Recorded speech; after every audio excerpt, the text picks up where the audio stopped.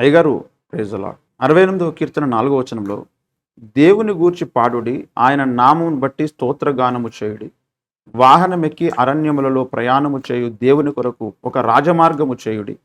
యెహోవాను ఆయన నామమును బట్టి ఆయన సన్నిధిని ప్రహర్షించుడి అంట.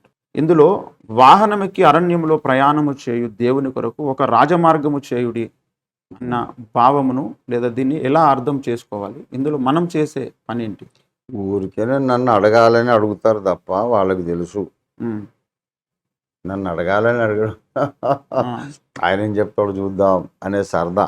ఉమ్, ఇప్పుడు బైబిల్ ఎవరిని ప్రొజెక్ట్ చేస్తున్నది? ఉమ్. యేసు ప్రభువునే. యేసు ప్రభు. కనుక వాహనం ఎక్కి అరణ్యములో ప్రయాణం చేసే ఆ ప్రభువు ఉమ్, ఇంకొక దేవుడైతే కాదు కదా. బైబిల్ చెప్తుందంటే యేసు ప్రభువు. ఉమ్, కనుక యేసు ప్రభువు వారు వాహనం ఎక్కి అరణ్యములో ప్రయాణం చేస్తున్నాడు. ఉమ్, ఉం?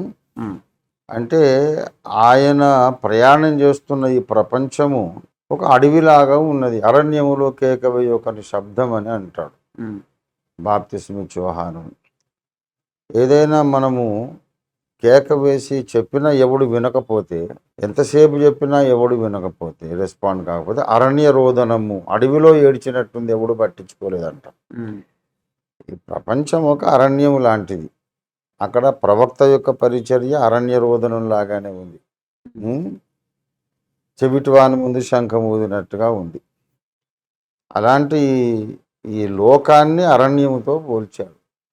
ఉమ్, అరణ్యంలో ప్రయాణం చేసే దేవుడు ఇంకొక దేవుడైతే కాదు, ఉమ్, ఈ యేసుప్రభువే కాదు.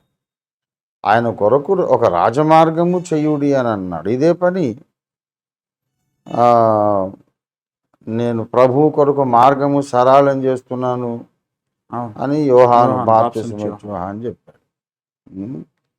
కనుక యోహాను చేసిన పని ఇదే. దేవుని గూర్చి పాడుడి, ఆయన నామను బట్టి స్తోత్రగానము చేయుడి, వాహనం ఎక్కి అరణ్యములలో ప్రయాణము చేయి దేవుని కొరకు ఒక రాజమార్గము సిద్ధపరిచాడు.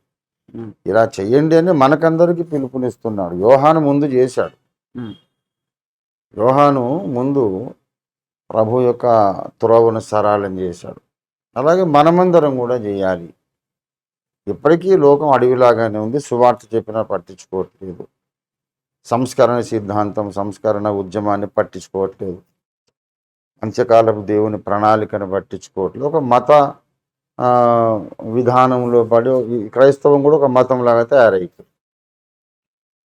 కాబట్టి ఇంటెలిజెంట్గా దేవుని ప్రణాళిక ఇది ఉంది, దీంట్లో నేను పాల్గొనాలనేది ఎవరికి కూడా స్పృహ రావడం లేదు. అరణ్య రోదనమే ఇప్పటికి కూడా. ఉమ్, 45 ఏళ్ళుగా మనం చేసేది కూడా అరణ్య రోదనమే. ఉమ్, ఈ అడవి లాంటి ఈ ప్రపంచంలో యేసుప్రభు వారు వస్తున్నారు వాహనం ఎక్కి. ఆయన వాహనము అన్నాడు కానీ వాహనం ఏదో స్పెసిఫై చేయలేదు.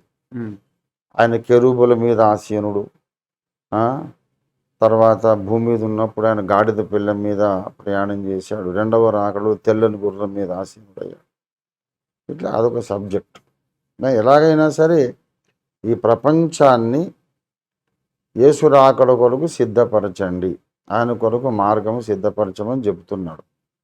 అలా సిద్ధపరిచిన వాడు మొట్టమొదట బాప్తిస్మము యోహాను, వెనుక మనమందరం. ఉమ్, యోహాన్ లాగా మీరు పరిచయం చేయమని పిలుపది. అది అంత పెద్ద డీప్ మర్మమేమి కాదు. ఉమ్, ఉమ్, ఈ వచనంలోకి రాకుండానే ఉమ్, యోహాను గురించి వాక్యం చెప్పుకున్నప్పుడు మొదటి రాకడకు ఆయన మార్గం సిద్ధం చేశాడు, సరళం చేశాడు. రెండవ రాకడు మనం మార్గం సరళం చేద్దాం ఎన్నోసార్లు మనం చెప్పుకొని ఉన్నాం. ఉమ్.